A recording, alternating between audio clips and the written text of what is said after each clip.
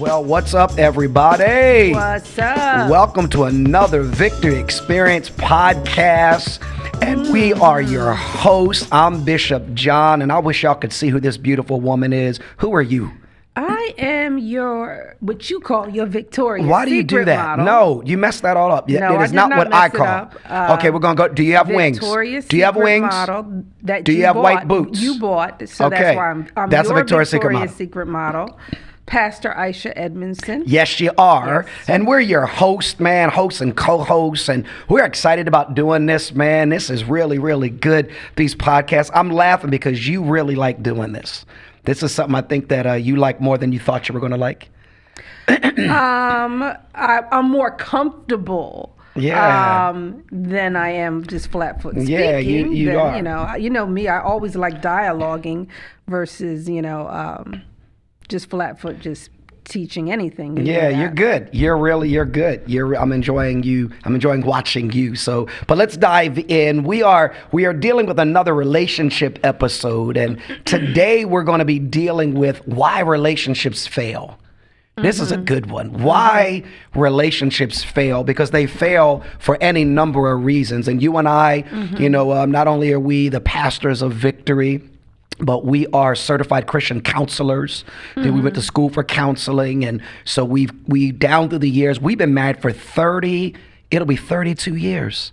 Yes, it will. 32 but years. We've been together for how long? Over 40. Almost 40. Over years. 40. I've About 40 rocked years. with a Victoria's Secret model for almost 50 years. But we've I realize I don't realize how old I am. You're not old. You're better. I know how old I am. I realize that, as time goes on, when you realize, How long we've been together? No, when you realize you're technically, you got an AARP card.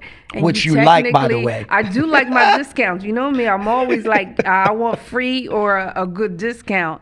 But I'm like, sometimes I don't realize I'm as old as I technically am. I think I'm younger than what I am. I don't know what you're Yeah, I'm young. I'm young. Okay. The young people love me because we're young. Okay. But we're gonna, my point is we've counseled a lot of couples, a lot of couples married, engaged, and we've seen a lot of relationships come and go.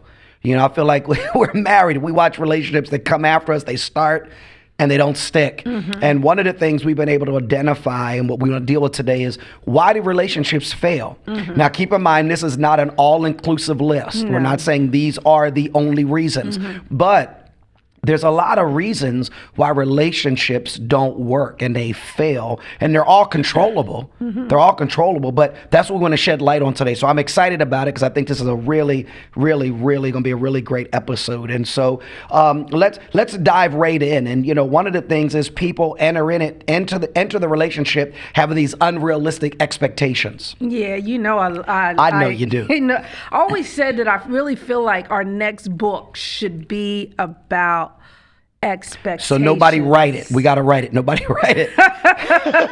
I really do, because I think not just in marriage relationship, but in relationships, period. Yes. I think we go into relationships having these expectations of how another person should be, or like you're saying, how marriage is supposed to be.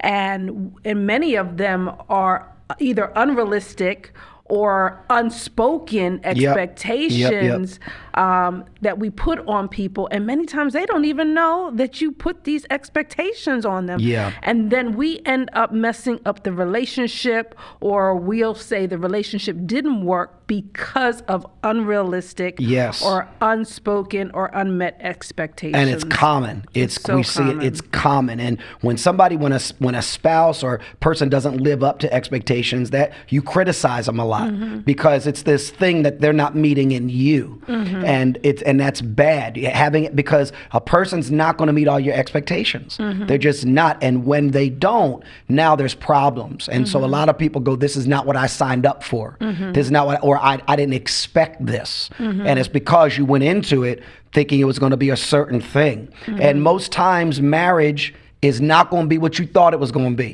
It's like having a baby. You can take classes and all that, but I remember we had our first child, we went through the breathing classes and all that, but when you got on that delivery table, it was on. And then when you have a baby, there's no book. There's no book. So I think it's the same thing. And so unmet or unrealistic expectations is a serious problem. It's more common than people think.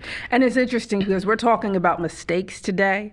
But each one of these mistakes, we could probably spend a whole entire episode if we wanted to. On, because it's like, I know we are in talking about expectations and we got to move on. Yeah. But you could continue to talk about how to deal with expectations, what are unrealistic, what aren't realistic, and how to deal with them. Yeah. Well, and just while we're on it, I think one of the things we should just look at real quick, because we see this, we just dealt with this, a little bit, before we started doing this podcast, is a person who got wounded in their past. Mm-hmm. They got wounded by somebody, a prior relationship, what they got wounded in their past. Mm-hmm. And they go into the new relationship expecting that person to fix them, expecting that person to fix their emotional wounds. And nobody can do that for you. You have to do that. Nobody can do it. But if I put on you that I'm hurting, so I expect you to help me not hurt anymore. Mm-hmm. I expect you to help me feel better about myself. Mm-hmm. So emotionally, I got this scarring, this stuff, and I expect another person to help me. And going into that's a setup for disaster. But it's interesting because I think some people go into relationships not even knowing or realizing that is an expectation that they have of the other person. Yes. But yet they do have those expectations and don't even realize it. Yes. And then get upset when a person isn't responding the way they want to respond, and they don't understand that the person isn't responding the way they want them to respond. It's because they have an expectation of them. Right. And until you get down deep and try to let them realize that is an expectation that you have of them, they don't even realize that until you bring it to their attention. Yes. Yes. So again, expectations can be a breeding ground for, what's the word I'm looking for problems again in relationships, and people many times don't even realize it. Yeah, and I think with that, because that's so true, people don't spend enough time investigating and getting to know the person intimately like they should. Mm-hmm. We always says intimacy has nothing to do with sex, because we're called to be intimate with God, and you're not having sex with God. But people don't. They think because we've talked that I know everything, and you don't, and it can be a serious problem, because now if this person has some expectations of you that you can't meet, it's a setup for disaster. Mm-hmm. And so another thing that we find, so like you said, we could talk about that episodes, we're just kind of touching things. But another thing that causes relationships to fail is people getting too comfortable in the relationship. Mm-hmm. They start taking things for granted, and so, you dated before you got married, and now that you're in the marriage, you don't spend any time with each other. You don't spend that time, with each other. So you had the honeymoon, it was great. Prior to the honeymoon, you dated, but then you come in and or the opposite, or even the opposite, like what is it that you did to work in order to get the relationship? Yes. And, and why do you think that happens? Why? I don't know. Why don't you explain that to us? Well, I asked you the question. No, but No, because I would say that even for you sometimes. You know, when we've had this conversation, to the degree of what you even did in our relationship early on. Yeah. You don't, but I could say the same thing though. But it's real life.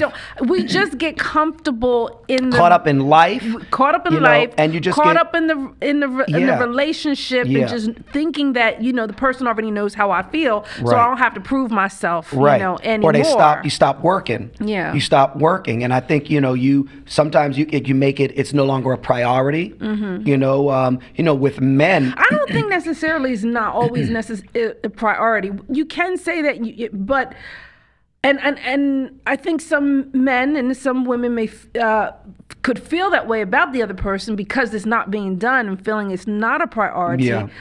But I think it's more so many life just happens, and there's so many things that you have to get done, especially if you got kids. Yep. You got schedules, and kids are drainers. They drain to make things happen. It's a great thing that you want to have happen, but other things just sometimes get in the way. Yeah, and getting many times men's, and I think this is, how people get this. Men, are hunters, they're pursuers, and many times once you've conquered, if you're not careful, you start looking for something else to conquer. But that's not good, because No, many it's times not. that's how affairs happen. Right. No, that's what I'm saying. That's how affairs happen. And so, because you may feel that you already have conquered me, and if you've conquered me and there's nothing to conquer anymore, Right. not that this right, you will find something else that you feel that you can conquer. Yeah, and that's so I think on both ends. So it's it's the man understanding you have to keep pursuing your spouse, but then I think it's the wife saying, keeping herself pursuable. Keeping, is that a word, pursuable? Yes. We'll make it a word today. But so it's a give and take. I agree. It's a but at the same time, even with, we could do a whole episode on, women going through the change of life, and and you still gotta, no matter what's going on with your wife, you gotta still be committed to pursue her, love her, make her feel special. And I remember that even when we were having children, and I would be home with the children, and sometimes you just get so tired. Yeah. And you're like, this man should just know how I'm feeling.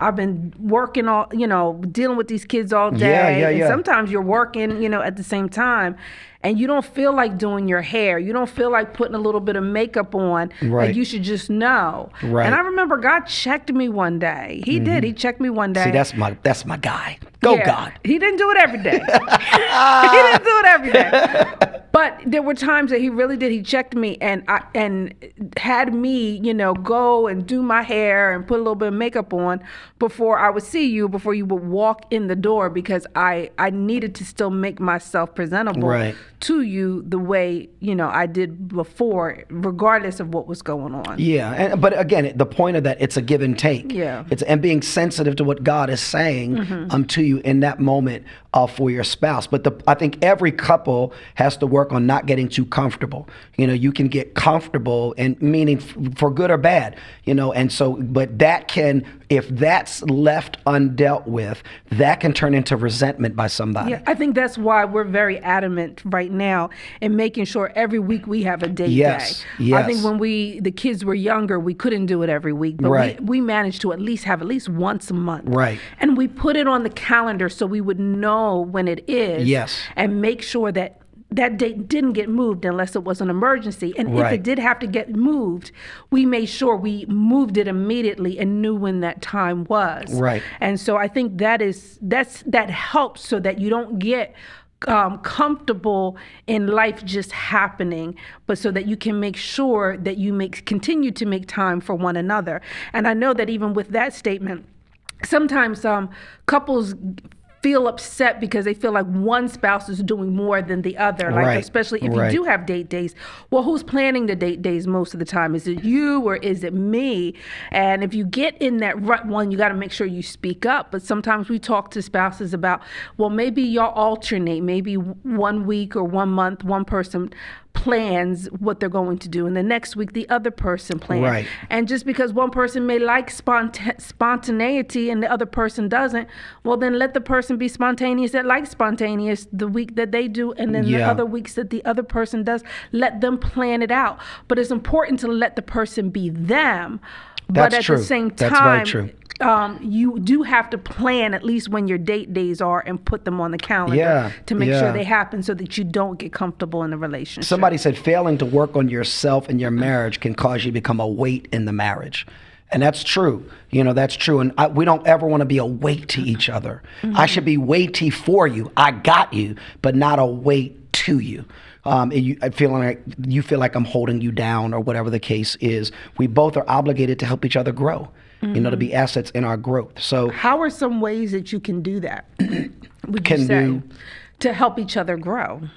by encouraging each other, supporting each other, things that are important to you, encouraging you to do it. If if somebody wants to go back to school, encourage them, go to school, take an interest in what you're interested in. That's good, on it, being that support. But for me, it's, growing me too. You want to grow together. So we both need to grow, but making sure that I'm a support. I'm a weight to you when, I'm just trying to hold you down. I don't want you to do anything. I don't want to encourage you to grow. I know different things that, that you've wanted to do that may take you away from me. I can't be, I want to be selfish and go, no, but it's supporting you. So, we got to make sure that again, the whole point of this is what are things that cause relationships to fail, and how can we avoid them? How can we, bob and weave on them? And so like you said, we could talk about each one of these forever, and we're not trying to do that because we don't have all that time. And we may not have time. We may have to make this a part 2, depending upon where we go, how we can, I'm game if you're how game. long it takes us That's to right. get into them. But then here's another one, and this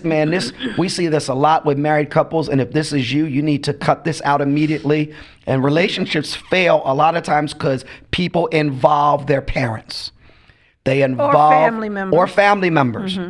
They involve Aunt Shelley. They involve, Cousin Bob, someone who's important to them. Yeah. But we've seen couples make the mistakes when problems are happening. They want to go talk to their mom or talk to their dad or talk to a loved one or whatever. And you never want to do that because you're interjecting someone into the relationship that shouldn't be. And here's what happens. We've told couples this. So you go talk to your mom. You're venting, Mom, he's not doing this or, whatever. And now your mom sees you as their baby. I'm getting ready to turn, at the time of this recording, depending on, I'm going to be 55. My mom sees me as 12. I'm her baby. So if somebody's attacking me, she sees her 12-year-old, little boy. So you and I have really been disciplined to never do that. But a lot of people do. Your parents are compromised. They want to talk to, the parent or a loved one, and the parent is only hearing your side. And most times they're going to believe your side. And now you done vent it to them. You go back. Sometimes they work it out. You work through it, but you never go back and let your parents know we worked through it. So Christmas time, holiday time, you bring your spouse and your mom or dad, they're looking at them like with a toothpick out the side of their mouth. They're ready to jack them up. We teach when we train couples, in-laws are outlaws. In-laws are outlaws. We honor them. We love them. Outlaws meaning that we keep them outside of the circle of our marriage. We don't involve them because that's a mistake. And we've seen people make it again and again. And then parents get involved in this marriage one-sided, and it causes a lot of problems. But I think that goes back to, again, sometimes people don't take time to invest in their marriage, to know the tools that they need in order to make their marriage work. Because we didn't know that early on. We didn't know that. But after the honeymoon of the first year and then having hell on earth in our marriage from 2 to 5. Tell it. We took the time to invest in our marriage, to read marriage books, to go to marriage conferences, to know how to be successful in our marriages. And that is one of the tools that I remember that we learned. Because otherwise, if we didn't learn that, we would have been doing the same thing. And that's true. what other people, that it's normal. It's habit to go to who do you trust, to talk about your issues, to talk about your situations, but not knowing the damage that it could possibly do down the road. Now, one of the things that we do talk about is if you are going to go to your family members, that it should be the two of you going together. Yes. Not one talking to somebody, the other person, without your spouse. Yeah, and another part of that, another dynamic is because some people listening to this or watching this may say, well, I don't talk to my my parents about my spouse, but your family is naturally involved with your family. So your mom or dad are involved too much in the relationship. Yeah. They're involved in it. And sometimes, people come out of families where their family's tight. Like we have a tight-knit family. We have a tight-knit family, but Christian who just got married, shout out to Christian and Jovi. I need y'all to pray. I need grandbabies. I still don't have them yet. But, just side note vent. But, we're not going to involve ourselves in there. We're going to involve ourselves at the level they want us involved. We don't just pop up over their house, and we don't, we're not involving ourselves in their, because they now have their own family unit, and we support them, but we don't overstep our bounds. Amen. And so that's really important. This is and some people might go, is that really an issue? It is. It is the number of families. We've seen families, marriages break up. A big part of this because you have parents that just felt like they could be involved, and everybody's raised differently.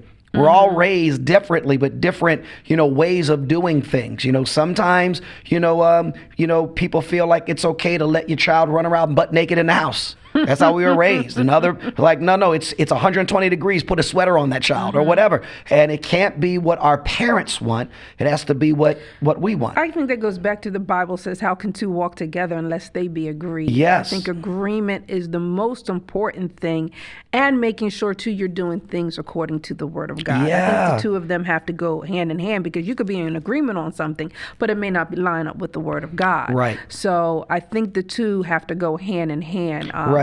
And making sure that you're in agreement so that you both can walk successfully in the marriage together. I don't think people and the relationship. Yeah. I don't think people realize you're not just marrying a person, you're marrying their family. You're marrying their family. You're marrying the baggage in their family. You're marrying the issues in their family. Unless they just don't want to be around the family. But then you're marrying that. That is true. You're marrying that, because they're not wanting to be around the family. The family is around. They just absent. The person's keeping them at bay, but you're marrying that. Yes. And that's a complication, because you don't want to be around your family, but then you have kids, and are the grandparents not going to be involved? And well, no. It's interesting when you said that. It made me think about one of the things that we learned in Christian counseling is, because if they don't want to be around the family, why don't they want to be around? That's a red flag. Yeah, why don't they want to be around their family? So that makes me question, are there issues that they have experienced with their family that they didn't take the time to resolve? Yes. Because like I was about to say, it makes me think about the chapter that we studied in Christian counseling from the one book, Christian Living in the Home, and the one chapter called the Singlehood chapter, where it talks about that you want to look for somebody that's not just you're equally yoked with, right? But you want to find somebody that it said. I don't know why. I just always remember this, but it says growingly. Yes. Growingly. Yes. Growingly means over a period of time. Right. Shows evidence of being able to solve problems from God's word. God's way. Yeah. And so many times, like we always say, you don't see that over 6 months, because you don't. Within 6 months, people are You're not ready for marriage after 6 months. What they want you to see. Yes. But you want to see, how do they handle the issues? How do they handle situations? How do they handle problems with those they're most intimate with? Yes. Now, the people that they're usually most intimate with outside of you will be their family members. Right.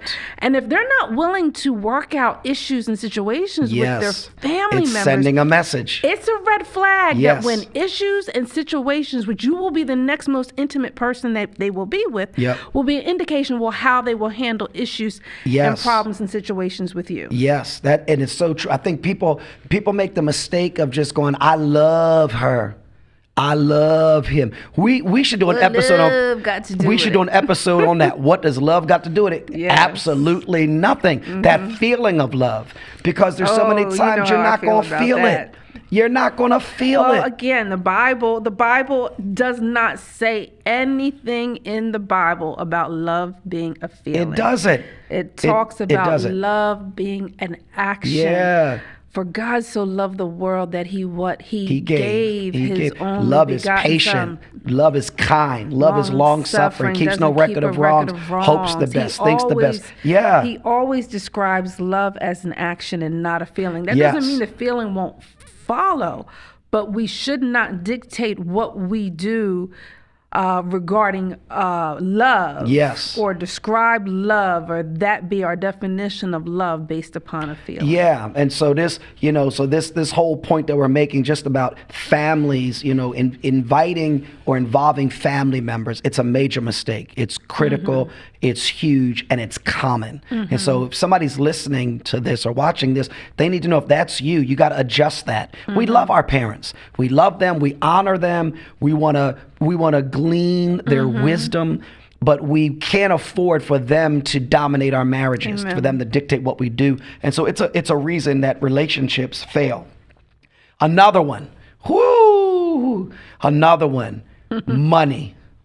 Money is an issue. Money is a problem, because we both bring our own mentality about money into the marital union. And sometimes dodging important conversations about it too can be a problem. It's 100% because we think that a person will think like us. You know, we think where you could have one person that's frugal and the other one isn't. That's like with you and I. You have no problem not shopping. You have, I mean, I am very frugal. You are 100% frugal. Yes. I am not. You are not. I am not. We are two totally different people on two totally different spectrums. You will be okay flying Spirit, and I'm like, the devil is a liar. Yes and no. They're not a sponsor, right? My yes bad. And no. Yeah. No, I prefer to fly one of the other major airlines, but if they are too expensive at the time, then I do what I got to do. Well, you go on with your bad self. But but we're different. You know, I like shopping. I like shopping. I like buying stuff. You know, you'll if it ain't broke. Yeah, right. If it ain't broke. And I'm like, but sometimes it ain't broke, but let's get something new. No, sometimes you don't need it. Do you it's know not you what can you take need. that money and you can use that money and spend it on something else? That's how I look But at everybody has their thing they spend on. No, that's true. And I will get that. Like some people, maybe they like getting red bottoms, Louis Vuittons or whatever. Like I like to spend my money on travel. You are some people you're a may payless not, chick. And some people you're a payless may chick. not. I just Payless doesn't even exist anymore. I know, but whatever it is. CVS. See, no, you gonna let the secret out of the bag. I don't care less. You know me. I am not people lit. I don't care less. You're a what people Victoria's think Secret about model. Me. In You fact, can't do that. I will it goes be the against first the handbook. person. If somebody asks me where did you get A, B, C, and D, I will say it with loud and proud where I got them. And most people know I get a lot of my lounge pants from CVS. God, Jesus. Yes, I do. God, that's not when she's being a Victoria's Secret model. Comfortable. Pastor Bridget, call your daughter. And so, but this whole thing about money, man, it's like money is a big problem in relationships because people are different, as we're saying. And difference not wrong, difference good. But because we dodge that conversation about money, we never sit down and talk about our mentality about money. Because if you I was raised very poor. We were poor. We were below poor. We were poor. So we didn't have anything. So when So you're trying to say I wasn't poor? Well, you might have been poor. You weren't poor. I was. No. Did you ever see the lights get turned off? Yes. No, you didn't. Yes, I did. I don't think you did. Yes, I did. I don't know if you ever saw maybe once in your life. Maybe we lived on government food stamps and all those other stuff. We didn't even. Okay, and I wasn't even raised but that's with poor. my parents. Poor is when the lights are on, you're surprised. That's poor. My mom did the best she could, but when you grow up and you don't have anything. And I think that's maybe why I'm even more frugal. Because I didn't have, well, so I think we process a little bit differently. Yeah. Maybe because you didn't have, then you like to spend. I'm like the opposite because I didn't have, and I didn't have anybody given to me. Right. I like to hold on to make sure that I do have. Yeah. So I think we were both somewhat raised very similar but different. Yeah. But the way we process what we went through. And in regards to our finances are just different. Yeah, you can. So when me not having anything, it caused me then to want certain things. We didn't have air conditioning. So our first house, it was about, I want central air because we didn't have anything. And I was like, we could just put some air conditioning. And I'm like, no, I want a central air system. So, but it caused me to turn around and want certain things and affected how I look at things. But it's not right or wrong. No, it's just different. It's not right or wrong. We're just different people. But that's important what we said a little bit earlier about the importance of agreement. Yes. You have to get to some form of agreement on how you will handle your finances and areas that you're okay with maybe doing things a little bit differently. Yes. And that's what couples don't do. Yeah. They don't take the time to really talk and communicate and discover where the other person is concerning things like money. Or they'll discuss it, but then they won't come in agreement on how it's going to be actually spent once they do come together. Exactly right. Or so, be in agreement. Yeah. So it's it's a major thing. It's a major thing that we see couples do. All right, we're wrapping up. We're running out of time. And so let's deal with maybe one more. Okay. Do you want to deal with one more? It's up to you. One more, and that, all right. We'll deal with. I'm trying to see if we want to. Yeah, we'll do one more, and well, maybe we'll wait till next time because I think we're running out of time. So we'll wait till next time because I don't want to rush this. So does that mean there's going to be a part 2? I think we'll do a part 2 because we have some others. One of them is sex. We got to talk about sex. We got to talk about sex, and that could be a whole episode. Oh yeah, that could be a whole episode. Yeah, no, we ain't gonna make it a whole episode. We'll just do a little tay-to-tay. No, we're gonna make it a whole episode. No, we'll make it a little tay-to-tay on one of the mistakes, and then we'll do a whole another episode later. I was debating on whether to keep going, but I'm like, well, so we're just gonna wait. No, we're gonna pause. We got a couple other points here too we'll that pause. we didn't get and to. So but one of them is sex. It's important. So we'll pause and come back to that. And so hopefully, man, you enjoyed this today. Hopefully, you're listening or watching this, man. This kind of gave you some things to think about and helped you out. And we want you to keep tuning in. If you haven't subscribed, it's your first time, we want you to subscribe to the Victory Experience podcast because there's going to be all types of content like this. We just sit down and chat and talk and transparently share. And so get the word out, share with other people, have other people subscribe because the stuff we deal with is real and relatable, and we want you to be a part of it. All right, well, we got to go. We're out. We can't wait to see you next time on what? The Victory Experience.